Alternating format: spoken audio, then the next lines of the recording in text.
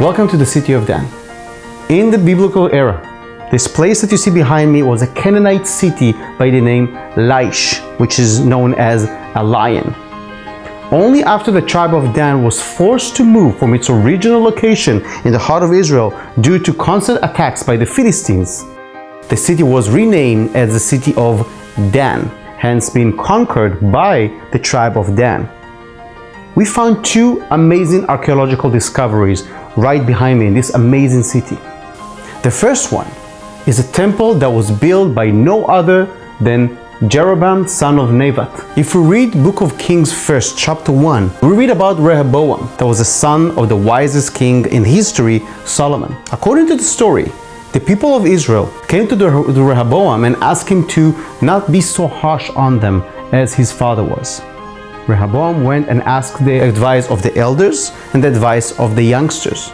The elders told him to be easy on the nation, not to be so harsh on them. The youngsters, his friends, told him otherwise. What happened was, we saw a split of the nation of Israel. The south side is Judah, the north side is Israel. And one of the first things that Jeroboam, son of Nebat, did is to build two altars for a golden calf. Same idea as a golden calf that we see in the book of Exodus. One golden calf was placed right behind me in the city of Dan.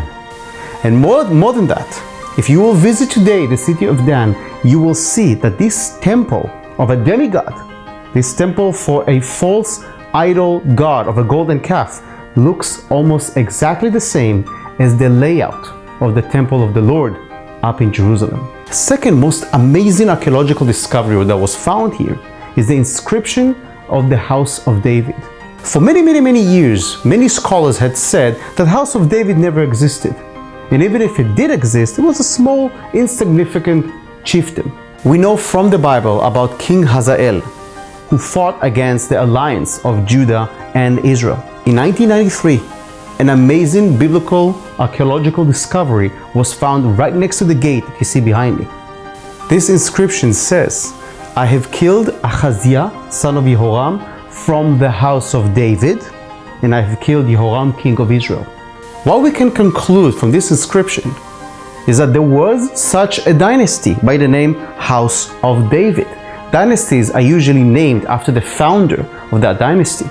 In our case, of course, King David. And what we see here, for the first time, we see the bearing of the name House of David outside of the Bible. A visit to Tel Dan opens for us a time capsule. By walking in the ancient street of this amazing city, we can see the truth of the Bible. We can see the benches used by the elders at the city gates. We can see the inscription speaking about ancient kings that the Bible refers to. And we can see the remains of the exact same temple that was built by Jeroboam, son of Nebat. A visit to Tel Dan is a visit into the core of the Bible.